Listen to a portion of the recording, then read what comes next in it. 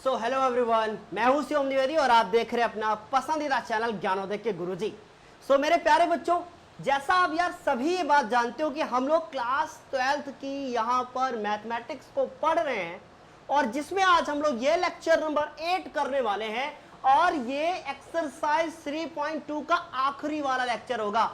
कुछ चंद मिनटों का ये वीडियो है, चलिए इस वीडियो को शुरू करते हैं। लेकिन एक बात आपको बताऊंगा कि अगर आपने अभी तक पिछले वीडियोस को नहीं देखा है तो जाके नीचे डिस्क्रिप्शन बॉक्स में चेकआउट करना, एक बार देख लेना आप लोग पिछले वीडियोस को।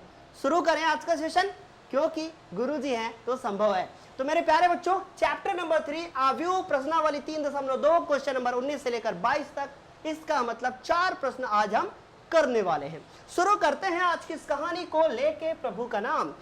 यहाँ पे आप देखो बच्चों, लिखा हुआ है कि किसी स्कूल, ये तो हमारा क्वेश्चन नंबर 18 था, ये सॉरी 20 था, ये हमारा 19 नंबर क्वेश्चन है। लिखा हुआ है कि किसी व्यापार संघ के पास 3000 का कोष है। कोष का मतलब समझते हो क्या, कि मतलब 30,000 का कोष। यार मैं 3000 देख के डर गया, कौन सा ऐसा व्यापारी है जो 3000 रुपए का कोष रखेगा। उसके पास 30,000 रुपए का क्या है, कोष है, मतलब अंदर दबा के रखे हैं वो अपनी कोख में, कोष में, समझो। 30,000 रुपए का कोष है। कोष मतलब यार होता है कि वो अपना पैसा जो है बचत करके रखे हुए हैं, तो इतना पैसा वो निवेश कर सकते हैं, ये इनका कोष है। तो बच्चों इनके पास जो कोष है वो कितना है, कह रहे हैं 30,000 रुपए का कोष है, इतना खर्चा कर सकते हैं, जिसे 2 भिन्न भिन्न प्रकार के ब्रांडों में निवेशित करना चाहता है। पहले दे दिया म्यूचुअल फंड को, दूसरा दे दिया किसी दूसरे फंड को, ठीक। तो इसका मतलब है कि पहले पे अगर x करेगा तो यार दूसरे पे 30,000 माइनस x करेगा, ठीक। आगे चलेंगे, कहानी करेंगे, देखें। प्रथम ब्रांड पर 5% और द्वितीय ब्रांड पर बच्चों हमें 7% का वार्षिक ब्याज प्राप्त होता है। फायदा किसमें है, दूसरे ब्रांड में, वो 7% ब्याज देता है। फिर उसके बाद देखो, कह रहे, ये जो मैं बोलता रहता हूं ना, इनका बहुत बड़ा मतलब होता है, आप उसमें दिमाग लगाओगे, सोचोगे, है ना, इसीलिए बोलता रहता हूं। आव्यूह गुणन के प्रयोग द्वारा यह निर्धारित कीजिए कि 30,000 रुपए के कोष को 2 प्रकार के, यहाँ गलत लिखा हुआ है, प्रकार लिखा है, ठीक है, यहाँ पर प्रकार होना चाहिए, 2 प्रकार के ब्रांडों में निवेशित करने के लिए यह किस प्रकार बांटे कि व्यापार संघ को जो कुल वार्षिक ब्याज मिले वो इतना हो, और दूसरा है क्वेश्चन की इतना वार्षिक ब्याज मिले। समझ गए।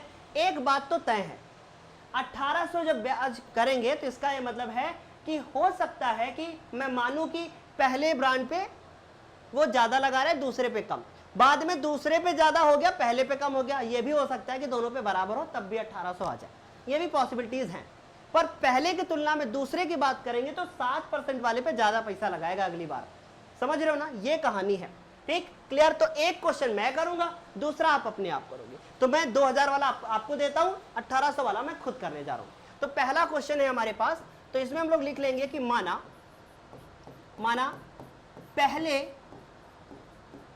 पहले ब्रांड पर निवेशित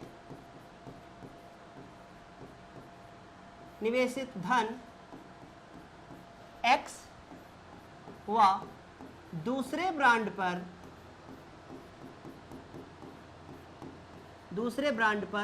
कितना करेगा, दूसरे पे बच्चों, दूसरे पे करेगा 30,000 माइनस x, ये करेगा दूसरे पे 30,000 x रुपए निवेशित करता है। माना पहले ब्रांड पर निवेशित धन x व दूसरे ब्रांड पर 30,000 रुपए निवेशित करने की कोई जरूरत नहीं है, यहां लिख दो 30,000 रुपए है, क्योंकि एक बार हम निवेशित ऑलरेडी लिख चुके हैं बच्चों। इतना समझ में आ गया आप लोगों को। अब हम जानते हैं एक बात अच्छे से, वार्षिक कर रहा है ना, एक फॉर्मूला होता है, मूलधन गुणे दर और गुणे समय, और उसके बाद उसको हम 100 से भाग करते हैं, तब जाके हमको ब्याज मिलता है।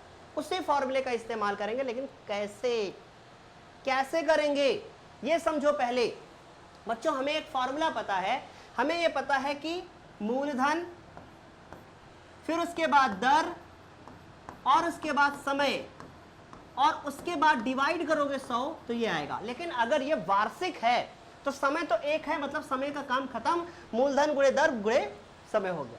इसका ये मतलब हुआ कि सबसे पहले हम मूलधन निकालेंगे, उसको एक आव्यूह बनाएंगे, फिर दर बटे 100 निकालेंगे, उसको दूसरा अवयव बनाएंगे और आपस में गुणा करके आंसर निकाल लेंगे।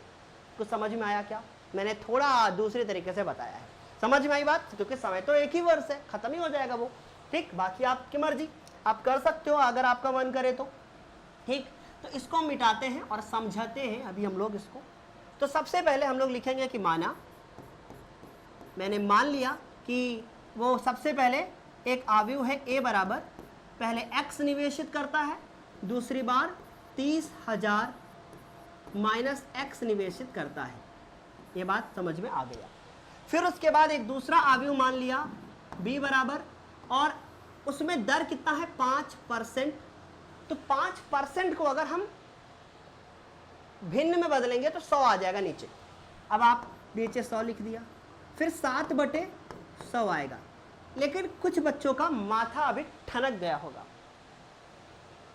कि यहां सर जी एक पंक्ति 2 स्तंभ बनाए, वहां 2 पंक्तियां बनाई, एक ही स्तंभ बनाया। एक बात बताओ, जरा दिमाग लगाओ, कोई नहीं बताएगा, ध्यान से सुनना मेरी बात। यहां एक पंक्ति है और 2 स्तंभ हैं, यहां पर 2 पंक्तियां हैं, एक स्तंभ है। जब तक इसका स्तंभ इसकी पंक्ति बराबर नहीं होगी तब तक गुणा संभव नहीं है। और अगर हम इसको 2-1 का कर देते तो एक ऐसा आव्यूह बन जाता जिसको हल ही नहीं कर पाए। समझ में आई बात? इसलिए ऐसा किया गया क्योंकि हमें जो मिल रहा है वो 1800 है, और वो एक ही ऐसा नंबर है, एक ऐसा आव्यूह है जिसमें केवल एक ही हमारा अवयव है। यही रीजन है कि मैंने इस तरीके से बनाया, ऐसा तुमको कोई नहीं बताया। क्लियर? समझ में आई बात? आगे बढ़ते हैं और इसको अब करते हैं हम लोग हल। तो हम नए पेज पे जाते हैं और समझते हैं कि सबसे पहले हम a और गुणे b करेंगे, तब जाके हमको मिलेगा क्या 1800, क्योंकि ये हमारा मूलधन है और ये हमारी दर है। और मूलधन हमारे पास है x, और उसके बाद 30,000 और माइनस x, ये पहला आव्यूह है। और हमारे पास दूसरा आव्यूह है बच्चों कि 5/, मेरे पास दूसरा आव्यूह है 5/100, और उसके बाद 7/100। कुछ समझ में आया क्या आप लोगों को? और उसके बाद 1800, इसमें एक ही अवयव है। क्लियर हुआ आप लोगों को? समझ में आया? तो इसको भी मैंने एक अवयव मान लिया है। ये मूलधन है, ये दर है आपकी, 100 से डिवाइड हो गई है, और ये हमारा ब्याज आया है। समझे ना? बताओ। ठीक, अब उसके बाद इसको हल करो, इसको गुणा इसको। देखो बच्चों, ये मैट्रिक्स है हमारी 1/2 की, ये मैट्रिक्स है हमारी 2/1 की। जो इनका गुणा आएगा वो 1/1 का आएगा, और यहां पर भी 1/1 का ही है। यही रीजन है कि मैंने ये कॉम्बिनेशन बनाया, यही बेटर है। ठीक, x का गुणा इसके साथ करोगे तो x, और इसके साथ हम लोग इसको गुणा कर लेंगे तो कितना आएगा, गुणे 5/100। बीच में जोड़ेंगे, इसको इसके साथ गुणा करेंगे तो 30,000 माइनस x, और गुणे में 7/100। देखो बच्चों, एक बात जिंदगी में हमेशा याद रखना, जब जब आगे बढ़ोगे, जब जब आगे बढ़ोगे, जब जब आगे बढ़ोगे, जब आप गरीबपुर से अमीरपुर का सफर तय कर रहे होंगे, उस समय बीच में एक इंसान आएगा और वो होगा होशियारपुर। एक ऐसा स्थान भी आएगा जिसमें बहुत होशियार लोग होंगे, आपको सजेशन देंगे उधर मत जाना, वो बड़ा गंदा रास्ता है, जो तुम रास्ते पे चल रहे हो ना वो रास्ता ठीक नहीं है, सक्सेस नहीं मिलेगी तुमको, तो फिर घर में पड़े रहो, पहनो चूड़ी यहां से यहां तक, लेटो, माहौल बनाया जाए, सोया जाए, बस यही करो जिंदगी भर। ये करोगे ना पछताओगे, इसलिए मेहनत करना शुरू कर दो। ये चूड़ियां पहन के बैठोगे तो काम नहीं चलेगा। समझ में आई बात? इसको इसके साथ गुणा करेंगे तो 5x/100, और उसके बाद इसको इसके साथ गुणा करेंगे तो देखो सिंपल सा है, मैं आपको बता रहा हूं। इसको पहले इसके साथ गुणा करेंगे तो जरा ध्यान से समझना, पहले इसको इसके साथ, तो 7×21, 21 और 1 2 3 4 0, और बटे में कितना आएगा, देखो 100 से कर रहे हैं ना, नीचे भी तो होगा, 100 आएगा। फिर उसके बाद 7x/100 आएगा, ये आ जाएगा गुणा करने। अब इससे 0 से 0 कट जाएंगे और यहां हो जाएगा हमारे पास 1800। ठीक, अब अवयव चाहो तो लगाओ और चाहो तो समझ लो तुलना हो गई है, अवयव हो गए, बनाने की कोई जरूरत नहीं। अब देखो 5x/100 माइनस 7x/100, तो 5x/100 और 7x/100 हम घटा लेंगे इसको, और मेरा आंसर कुछ कुछ आ जाएगा।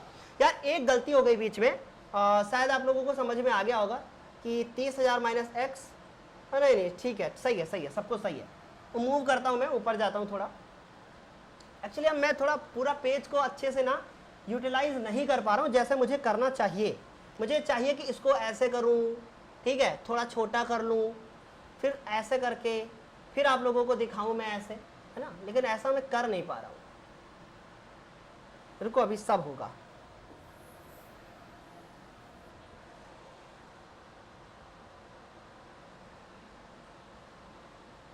बस थोड़ा इंतजार। हाँ अब सही है शिवम सर, ठीक, इतनी बात समझ आई। अब देखो 5x/100 और इतना आया, इसको उधर भेजो। मुझे लगा था गलत हो गया क्योंकि हम सोच रहे थे इधर आंसर निगेटिव आ रहा है।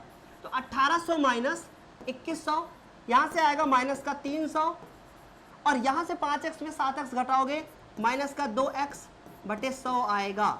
ये 100 इस बार इधर जाके गुणा हो जाएगा और इधर आएगा तुम्हारा माइनस का 2x, माइनस माइनस खत्म हो जाएगा। यहाँ से आएगा 1 2 3 4, ध्यान से समझो बच्चों, और इधर आएगा 2x। तो यहाँ x बराबर आएगा आपका कि 15,000 आएगा, ठीक, इतना रुपया आएगा। तो अब आप लिखोगे कि अतः पहले ब्रांड पर निवेश कितना होगा बच्चों? पहले ब्रांड पर निवेश 15,000 व दूसरे पर निवेश कितना होगा? 30,000 में 15,000 माइनस करोगे। मैं लिखकर दिखा रहा हूं ताकि आपको समझ में आए। 15,000 रुपए, वहां लिखने की रुपए जरूरत नहीं है।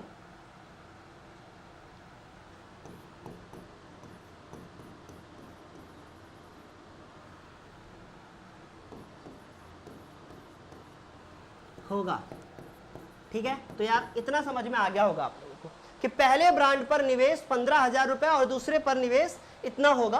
क्लियर, समझ में आया? अब मान लो आपको आपका आंसर चेक करना हो तो कैसे करोगे? देखो जरा ध्यान से। पहले ब्रांड पे 15,000 रुपए खर्च किए थे, दर थी 5%, समय था 1 वर्ष, डिवाइडेड बाई 100 किया, 0 0 कट जाएंगे, 15 × 5 = 75 होगा, 750 रुपया होगा, ठीक। फिर उसके बाद 15,000 रुपए थे, 7% का था, समय 1 वर्ष था, डिवाइडेड बाई 100 करोगे, 0 0 कट जाएगा, 15 × 7 = 105 होंगे, ये आंसर आएगा। दोनों को जोड़ लो, 1800 रुपया आ गया, ठीक। समझ में आई इतनी चीज? ये कहानी थी हमारी पहले क्वेश्चन की। अब ये क्वेश्चन कर चुके हैं, है ना, ये एक हो चुका है। अब मैं फिर आपको बता दूं कि वापस आ जाओ, 2000 वाला आप खुद करोगे, और इस बार जो आंसर आएगा वो दूसरे 7% वाले पे ज्यादा ही आएगा, क्योंकि यार ब्याज बढ़ाना है तो 7% वाले ब्रांड को दो ना लो, दो बच्चों मूलधन उसको, तभी तो बढ़ेगा ब्याज, ठीक। आगे चलते हैं, समझते हैं 20 नंबर क्वेश्चन को। इसको देखो, 20 नंबर क्वेश्चन है, किसी स्कूल की पुस्तकों में 10 दर्जन रसायन विज्ञान, अच्छा 120 किताबें रसायन विज्ञान की है, कह रहे हैं कि 10 दर्जन रसायन विज्ञान है, उसके बाद 8 दर्जन भौतिक विज्ञान है, 10 दर्जन अर्थशास्त्र है। ना मिलती हो किताबें ले आओ स्कूल से, है ना, बढ़िया स्कूल है ये। समझ में आई बात? जहां सब कुछ अवेलेबल है। फिर क्या कह रहे हैं, देखो जरा ध्यान से। फिर कह रहे हैं, ये शायद लाइन में यार कट वट गई होंगी, तुम लोग समझदार हो, सब समझ जाओगे, ठीक। फिर आगे देखो क्या कह रहे हैं क्वेश्चन में। फिर कह रहे हैं कि इन पुस्तकों का विक्रय मूल्य 80 रुपया, 60 रुपया, 40 रुपया। यहाँ लिखा है 80 60 40, ना दिखता हो समझ जाना, 80 60 40 रुपया। मतलब जो यार रसायन विज्ञान की किताब है वो 80 रुपए की बिक रही है, जो भौतिक विज्ञान की किताब है वो 60 रुपया की बिक रही है, और जो अर्थशास्त्र की विज्ञान किताब है वो बिक रही है यार 40 रुपए की, ठीक। किताबें हैं कितनी, अच्छे से समझते हैं। सबसे पहले मैंने माना कि ए बराबर कोई एक आव्यूह है और इसमें मैं किताबों की संख्या लिखूंगा, अच्छे से समझना, किताबों को लिखूंगा।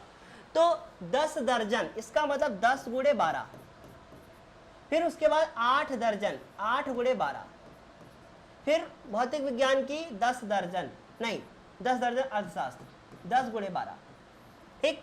तो 10 दर्जन, 8 दर्जन, फिर से 10 दर्जन। क्लियर हुआ आपको? ये जो मैट्रिक्स मैंने बनाई है, ये मैंने बनाई है बच्चों 1 गुणे 3 की। अगर अगला मैट्रिक्स मेरा 3 गुणे 1 का नहीं बना तो ये हल नहीं हो पाएगा। समझो कैसे।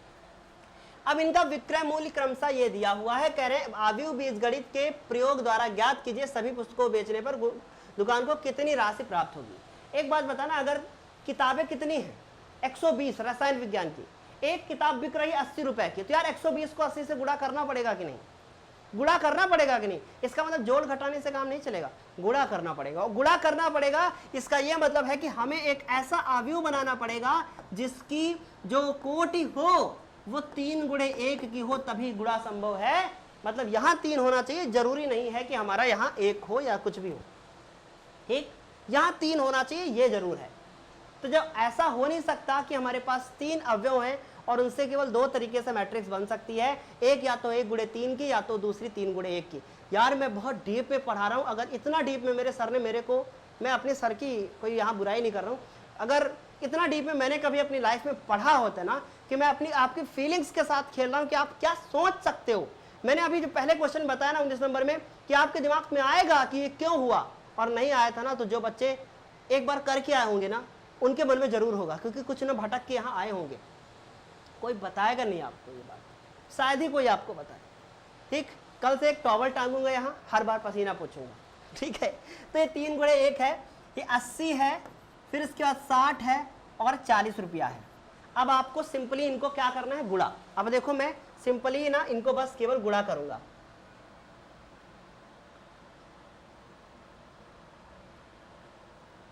बस 1 सेकंड वेट करना।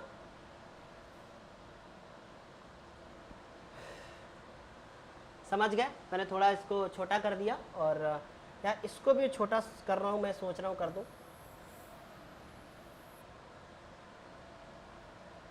आज काफी कुछ सीखा है शिवम सर ने, यहाँ से बहुत कुछ सीखा है मैंने, बहुत कुछ देखा है, कैसे करना है, कैसे पढ़ाना है, क्या करना है। देखो अब इन दोनों को गुणा करेंगे, इसका मतलब a गुणे b करके ही हमारा काम हो पाएगा।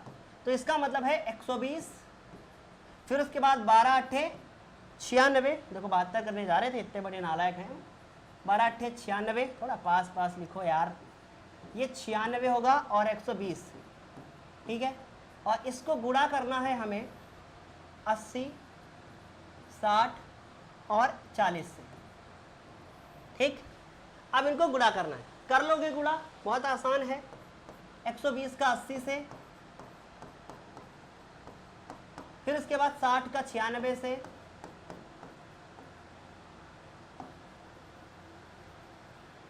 साठ का 96 से, और 40 का 120 से। यहां से जो आपका आंसर आएगा वही आपका आंसर होगा। तो 12 अट्ठे 96, 96 को 6 से गुणा करो, या पॉसिबल नहीं, हम नहीं कर पाएंगे, ठीक है। फिलहाल हम कहें आप लोग, तो मैं इसका उत्तर जो है अभी आप लोगों को बता देता हूं, आप लोग समझ जाओगे कि हाँ सब कुछ सही है, ठीक है। 96 गुणे 60 करोगे तो आंसर आएगा 576, 5760, क्योंकि हमारे पास इतना दिमाग होता तो शायद कुछ और होता, मेरे पास इतना दिमाग नहीं है, सही बता रहा हूँ। अब इसके बाद इसको जोड़ोगे 20160, ये आएगा, और ये हमारी 1 गुणे 1 की मैट्रिक्स है। इससे पता चलता है कि हमारा जो आएगा रुपया टोटल वो आएगा 20,160 रुपया।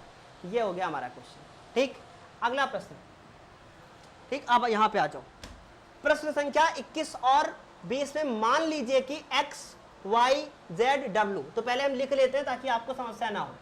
एक x हमारी कोई मैट्रिक्स है, ठीक है, इसकी कोट दी गई है 2 गुणे n की, अच्छे से समझना। फिर उसके बाद y कोई एक मैट्रिक्स है, यार इसकी कोट दी गई है हमारी y की 3 गुणे k। फिर उसके बाद हमारी z कोई मैट्रिक्स है, इसकी यार हमें कोट दी गई है z की 2 इंटू p, ताकि गलत ना हो, आप लोगों को अच्छा लगे देखने में। w कोई मैट्रिक्स है, उसका दिया हुआ है n गुणे 3, n गुणे 3। और उसके बाद W के बाद P कोई मैट्रिक्स है, बस करो यार कितनी मैट्रिक्स है दोगे तुम लोग, P गुणे K। ये हमारी 5 मैट्रिक्स है।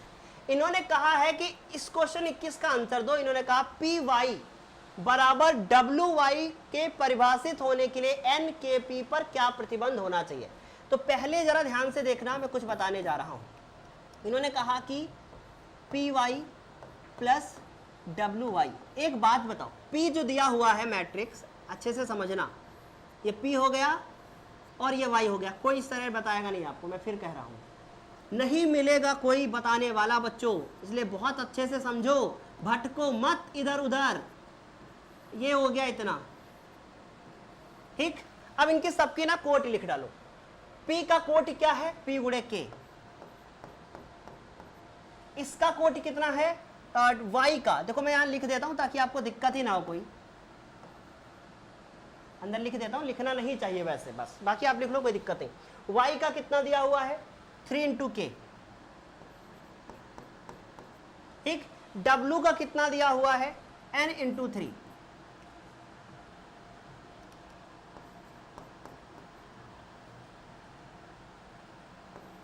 यार क्या हो गया मेरे को? N into 3। इसका Y का कितना दिया हुआ है? 3 इंटू K। देखो इनका दोनों का गुणा हो रहा है यार, इनका दोनों का गुणा हो रहा है। इस बात से ये पता चलता है कि गुणा तो तभी हो पाएगा जब ये इसके इक्वल होगा, तब ये इसके इक्वल होगा तभी गुणा संभव है, नहीं तो संभव नहीं है। इसका मतलब ये बात तो पता चल गई है कि K का आंसर 3 आएगा। ये बात तो तय हो गई है कि K का आंसर 3 आएगा। इसका मतलब जिसमें K बराबर 3 है वही हमारा आंसर है। लेकिन अभी हम पूरा बताएंगे। अब मान लो गुणा हो गया, इनसे जो नया मैट्रिक्स बनकर आया वो आपका बनकर क्या आया? गुणा होने के बाद PY, गुणा होने के बाद PY आया, और इसका जो आएगा कोट वो P इंटू K आएगा। देखो जिसको रूल नहीं पता है यार, पिछले वीडियो देखो, इससे मैं अलग कुछ कह नहीं सकता। अब यहां आ जाओ, इसको देखो, 3 3 बराबर है, 3 और 3 बराबर है, इसका मतलब N इंटू K का आएगा। तो N इंटू K आएगा जब हम लोग W और Y को गुणा करेंगे। अब एक बात देखो, अच्छे समझना, इनको जोड़ना है। मैट्रिक्स दो आपस में तभी जुड़ पाती है जब वो समान होती है, तब। इसका मतलब है कि P इंटू K है और N इंटू K है। K से K तो बराबर है, लेकिन अगर काश P भी N के बराबर हो जाता तो मेरा काम हो जाता। इसका मतलब है कि ये ऑप्शन नंबर ए हमारा सही होगा जब K बराबर 3 होगा और P बराबर N होगा, तभी हमारा सही हो सकता है, अन्यथा कोई भी आंसर हमारा सही नहीं हो सकता है। इतने लॉजिकली तरीके से मैंने आप लोगों को एक्सप्लेन किया है यहाँ पे। अच्छा लगा हो तो ठोको लाइक फिर, ठीक है, समझ में आई बात, ऐसा मजाक कर रहा हूँ, बाकी आपकी मर्जी। यहाँ पे आ जाओ, यहाँ पर भी सेम वही है, और इन्होंने बोला है कि मान लीजिए X, Y और Z और WP और सेम है, और इन्होंने बोला कि NP है तो 7x और 5z की कोटि क्या होगी। तो मैं लिख नहीं रहा हूं, इसी में बता रहा हूं। 7x, रुका बालक रुका, रुका,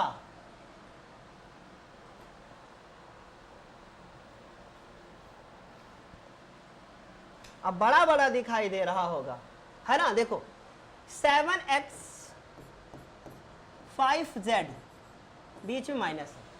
इस 7 से तो पहली बात आपको कोई मतलब है नहीं, ये बात आप याद कर लो। ये x मान लो इसके अवयव अंदर कुछ है, फिर उसके बाद 5 और इसके बाद इसके अंदर अवयव है, ठीक। देखो इनका तो सिंपल गुणा हो जाएगा, इनका भी सिंपल हो जाएगा, कोई मतलब नहीं इनसे। ये घट कब पाएंगी? घट ये तब पाएंगी जब दोनों समान होंगी। चलो लिखते हैं, N P के बराबर है तो इसको ज्ञात करना है। तो पहले हम इनकी मैट्रिक्स की कोटि लिखते हैं। X का क्या है? 2 इंटू 3, नहीं यार 2 इंटू N है, दिखाई कम दे रहा है। Z बराबर कितना है? ये 2 इंटू P, ये लिखा है, ठीक। एक बात बताना, एक बात बताना, ये तब हो पाएगा जब 2n ये इसके बराबर होगा, तब। जब ये इसके बराबर होगा तभी तो हो पाएगा। तो यहां पे जरा देखो, इन्होंने बोला है कि ये संभव कब है, ठीक है। तो इसकी कोटि हमको बताना है क्या होनी चाहिए। हमने कहा कि n जो है p के बराबर है, इसका मतलब या n की जगह पे हम p कर सकते हैं, इस n की जगह पे हम p कर सकते हैं और p की जगह पे n कर सकते हैं। इसका ये मतलब है कि या तो आंसर 2 इंटू पी आएगा और या तो आंसर 2 इंटू एन आएगा, इसके अलावा और कोई नहीं आ सकता। मैच करो कौन सा मैच कर रहा है यार। p इंटू टू रॉन्ग है, 2 इंटू एन या ये करेक्ट हो सकता है, बी ऑप्शन हो सकता है, लेकिन चेक करो क्या 2 इंटू पी है कहीं, नहीं। तो इसका मतलब अगर ये ऑप्शन में है तो सही, ये भी होता तो सही होता। नहीं समझ में आया तो थोड़ा पीछे करो वीडियो को और देखना शुरू करो, आपको बेहतर समझ में आएगा। उम्मीद है कि आप लोगों को ये बहुत अच्छे से समझ में आया होगा। आज का वीडियो ये 3.2 एक्सरसाइज को हमने खत्म कर दिया है। अब हम लोग अगले वीडियो में समझेंगे कि अवयव का परिवर्त कैसे ज्ञात करते हैं। ठीक, तो अवयव के परिवर्त को ज्ञात कैसे करते हैं, लेकिन मैं फिर बता दूं, अगर आपने अभी तक हमारे इस वीडियो को लाइक शेयर और सब्सक्राइब नहीं किया है देन आपकी मर्जी, प्लीज कर सकते हो। अगर चाहते हो आप दोबारा आके यहाँ पढ़ना, सपोर्ट करना चाहते हो तो कर सकते हो, बाकी मेहनत आप देख ही रहो, बताने की कोई जरूरत नहीं है। Join Telegram channel for notes, link given in the description. तो टेलीग्राम का नीचे लिंक दिया है, जाके ज्वाइन कर लेना, जहां आपको और अदर क्लासेस भी मिलती हैं। आज के सेशन के लिए इतना ही, तब तक के लिए bye bye, take care, thank you so much.